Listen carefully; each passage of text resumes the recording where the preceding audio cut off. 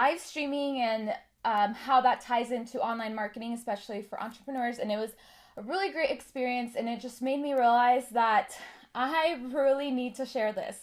And it's super, super important to use live stream in a way that's strategic and in a way that's actually going to help your business, and not just to share what you had for breakfast, and I say that because I see that all the time, and I'm actually going to get into some of this stuff right now. But please check out the share button right at the bottom of the comments. I think it's right at the bottom of the comments, and you can share this out to your followers and whoever is thinking about live streaming. And I know that that's it's at the top of a lot of people's mind right now, like live streaming and how they can incorporate it if they haven't already done so. And so I'm just going to get right to it, especially for those of you that are coming on live and anyone watching later on. I don't want to spend time waiting for people to come on, so I'll just get right to it. So one of the first things, and actually this is the reason that I am getting right to the contents, because one of the first mistakes that I see people doing online is saying,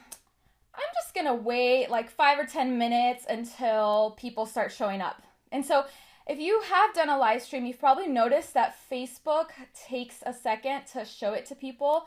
Hey, Justin, I see Travis coming on.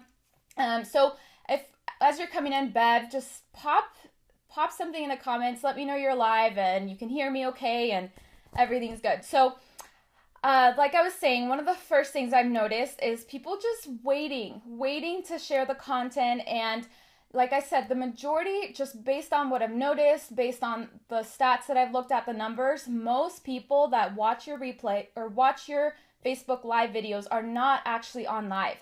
For me, it's been about 80 to 90% are the replay viewers that are actually watching my videos. And so if a replay viewer comes on and starts checking out your video, and for the first 5 minutes, you're just sitting there saying, I'm going to wait for people to come on, or I'm just going to say hi and see who's coming in. And yeah, I don't have enough people on, so I'm just going to wait.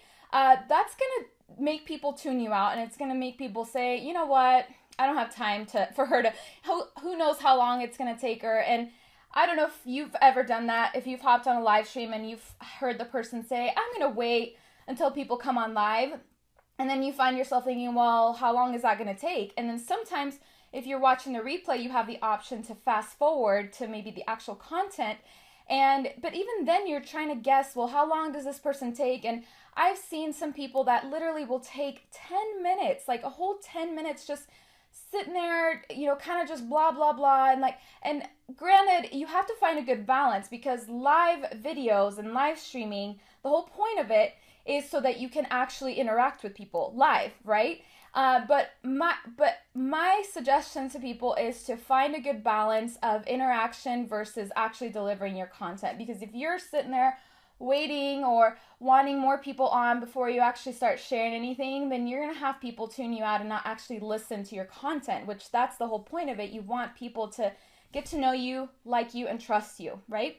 That's the first thing. And obviously the solution to it is just address the replay viewers first, because those are the people that are going to usually be watching you right from the beginning. So while you're maybe waiting for a few people to get on, just say hello to the replay viewers and address them and say, hey, how's it going? I know you're there. And then you can continue on addressing the people that are coming on live. So the second thing I've noticed, now when I first started live streaming, I actually started on Periscope.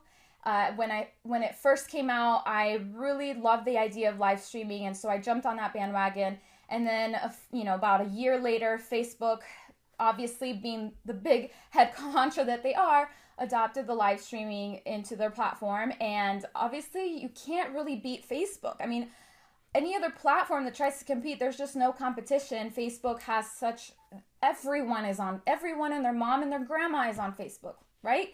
So you really can't beat that. And it's just, Facebook's been around longer, just for many different reasons. But so once Facebook Live came out, I noticed most people started migrating over to Facebook and doing their live streaming there. And that's, that makes sense, right? But the biggest thing that I've noticed with Facebook is that people are usually just scrolling through their feed, and they're usually checking out what's, a lot of the times you're just scrolling through your feed because you're bored, right? So you got Juanita got pregnant again, and so broke up, and you got Aunt Susie who's showing you what she's cooking up for dinner, and all these different updates that we have. And so if people are actually going to come on your live stream, you want to have a good title. So I've seen some people, like sometimes I've seen people not even have a title. It's just a live stream, and you have no idea like what it's about and what it could possibly, and maybe you'll jump in for a second or two, but you don't know what it's about, and you don't want to just sit there and watch it unless it's like your relative or someone that you know really well.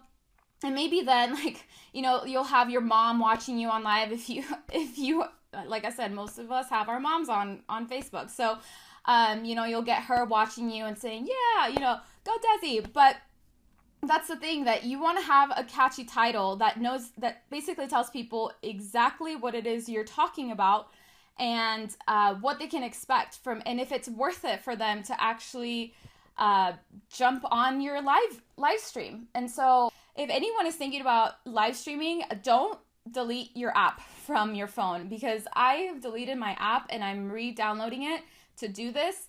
And I am noticing that I don't get the full screen now. I don't know if it thinks that I'm a newbie or what's going on, but just a heads up, don't delete your app. And I did it just so that I wasn't getting distracted, but now I feel like I'm not sure if that was the best idea. So anyway, so that was number 2, is don't have a boring title. Have something that actually speaks to people. And some of the best ways that I've noticed, some of the titles that do better, use numbers. So whether it's 5 ways to, 3 secrets to, 3 tips for blah blah blah, whatever the benefit is that whatever you're offering, whatever solution that you're going to be talking about, it's always good to use numbers. Or you can say how to, or when, or use really strong descriptive words to compel people to even come into your live stream. And so I've seen some of those titles that have been effective. Like my title, I've actually incorporated both of these things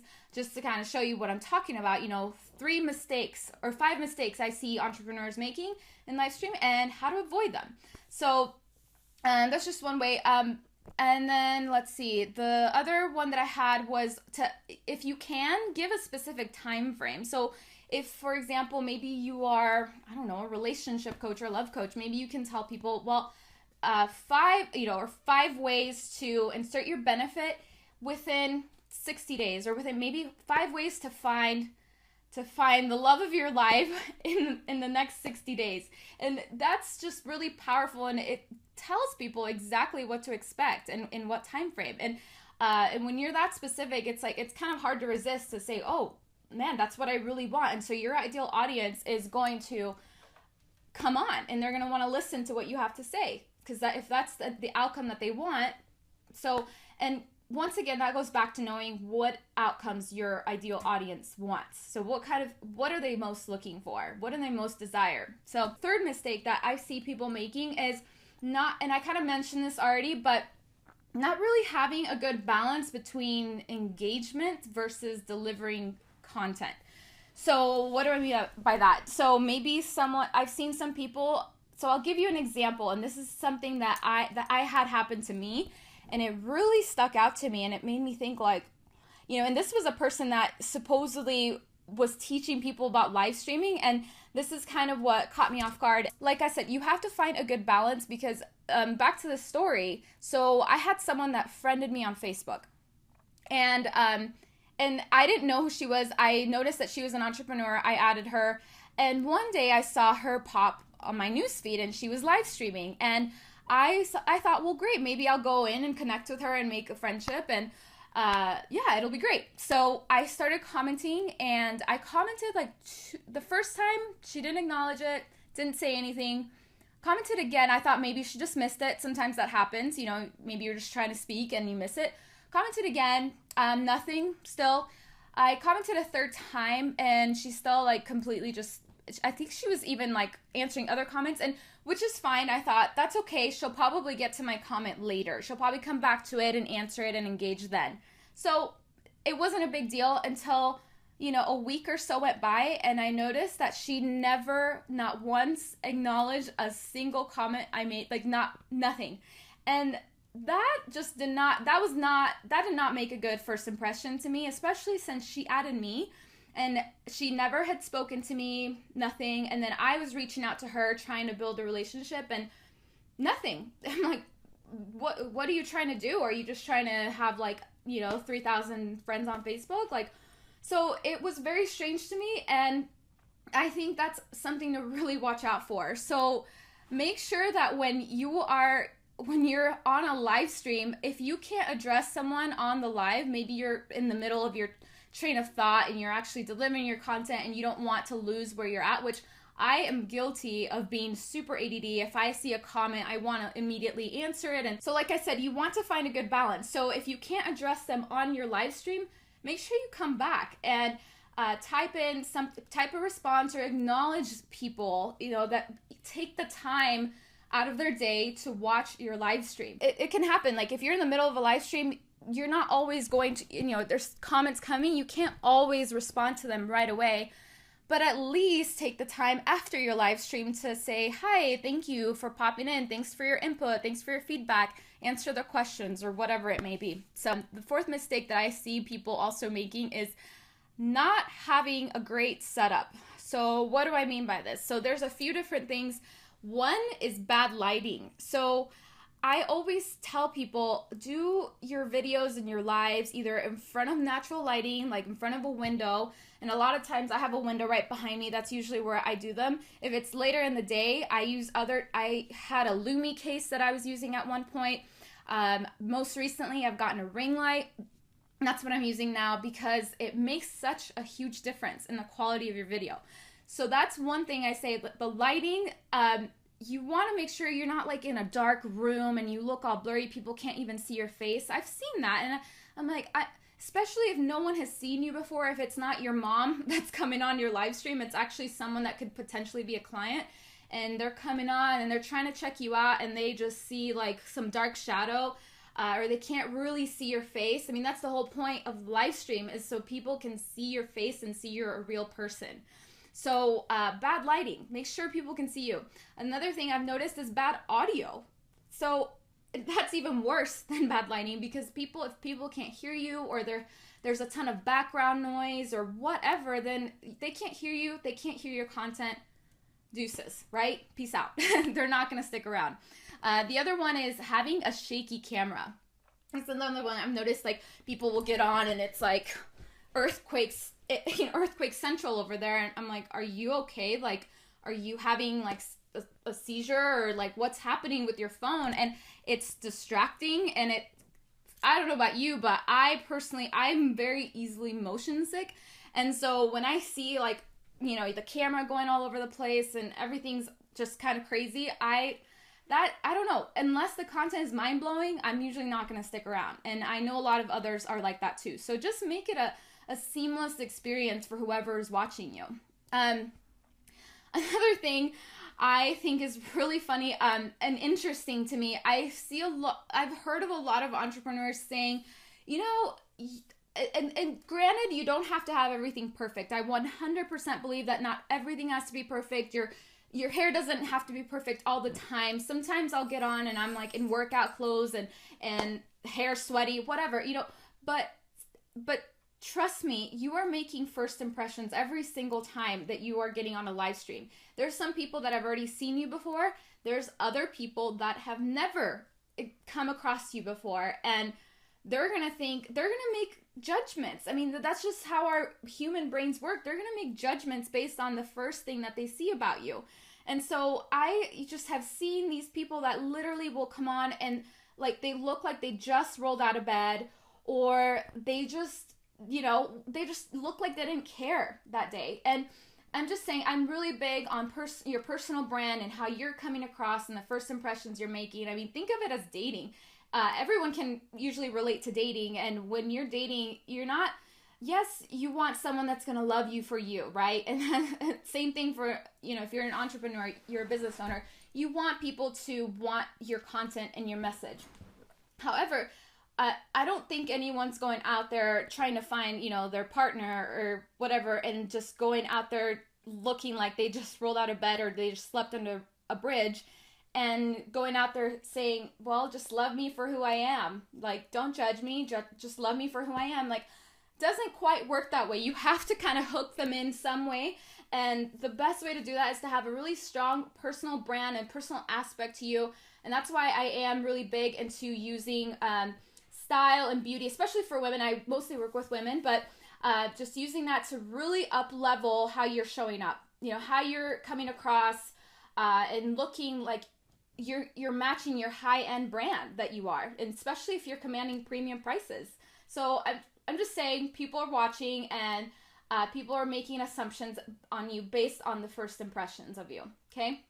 And then the other last thing is just a distracting background. Don't have your dirty laundry piled up in the back, or just crazy things going on, or your kids fighting in the back. I mean, that's just kind of common sense, but just don't have anything that's like going to distract from what you're saying or from you and make people wonder, like, what's going on back there?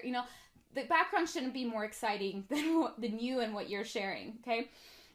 And then the last mistake that I see people making on live streaming is getting on and being so vanilla with their delivery. And what do I mean by that? So just going on there and not really having any enthusiasm or energy or passion behind what they're talking about. They're just kind of on there like, yeah, I'm just gonna share a few tips. Hope you like them. You should be, your level of excitement is going to exude through the camera and through the live stream, and whoever is watching you should be able to pick up on that energy. And guess what? If your energy is like down here, they're just gonna feel that and feel like, well, she's not truly passionate. She's not, like, where is her passion? Is she really convinced? Is she confident in what she's talking about? Is this someone who really is an expert because she does it, or someone that's really passionate about her content and what she's helping people with? And if you're just going out there like, these are 5 tips, I hope, they're okay. Like, I think they work for people, and I think they'll work for you too. No, I don't. That does not work. Have some fire behind whatever it is you're saying. And it goes without saying, speak on things and teach on things that you are passionate about and that you love. So, all right, so those are the 5 things. I'm just going to do a quick recap of them. So the first one I talked about was don't wait for people to come on your live. Yes, it takes Facebook a second, but what you can do while you're waiting, so to speak, address the replay viewers. It does take Facebook a little bit to get the live viewers to come on, but while you're waiting, you can, or not waiting, like I said, you're just going to talk to the replay viewers who will be watching your video from minute 1, from the first second that you're on. So just address them first, say hello, tell them thank you for watching, and ask them to share if they feel that it resonates with their audience or whoever they have on their Facebook feed. And then the second one is don't have boring titles. So use catchy titles that grab attention, use numbers, give very specific outcomes and benefits of what it is that you're helping people with. The third one was people don't have a good balance of engagement versus content delivery. So if you can't engage with someone while they're on live, if you can't address their comment, come back after you're done with your live and answer them and acknowledge them and say thank you, and just engage. And that's what social media is engagement and connecting with others. So and then the fourth thing is not having a great setup. So that includes your lighting, your audio, how shaky your camera is. Use a tripod. They're seriously less than $5 on Amazon. Like, there's no excuse. Like, just get something where it's sturdy and you don't have to worry about having a shaky camera. And then the background was another one, and your personal image and appearance, okay? You always should put your best foot forward. Go out to make great first impressions. And then the last one is not having a personality or passion. We all have a personality behind us. We all have something that other people love about us. Something about our personalities, whether it's a quirk or maybe it's the way we talk about things or the way we help people. Whatever it is, there's something about every single person that makes them lovable, and that should be coming through on your live streams, okay? So the last thing I want to invite you, if you are wanting to make live streaming more part of your marketing strategy, and trust me, live streaming is the future of social media. I really believe that this is the fastest way that you can connect with potential clients and build your dream tribe. And I have a free gift for you. If you haven't already grabbed it, maybe you already have, but I have a free 5-day visibility and confidence course specifically for anyone who wants to get over their fears of live streaming, of videos, or just being super visible. It really is a lot like public speaking, and public speaking is one of the top fears. People are more scared of public speaking than dying, and that's a fact. That is statistically proven. So I'm very passionate about helping entrepreneurs, especially women. I work with women to overcome those fears and to really step into that spotlight. And public speaking is something I've been passionate about for many years now, and now it's coming on to, live streaming, and it's something that I know a lot of people struggle with. So if that's you, I put the link up in the title. So it's just DesiCrowley.com/visibility video course. It's absolutely free, and it's got tons of value in it. I share with you my personal beauty and mindset secrets that I use to feel really good before stepping into a live stream. I was not always, this wasn't always something that I loved doing. So public speaking, I used to get up on stage and stutter like hardcore, and could not even get anything out. So I've come a long ways, and I just want to help other women do that as well. So grab the free course. It's just up at the top of the title. So thanks everyone. Have a great evening. Bye.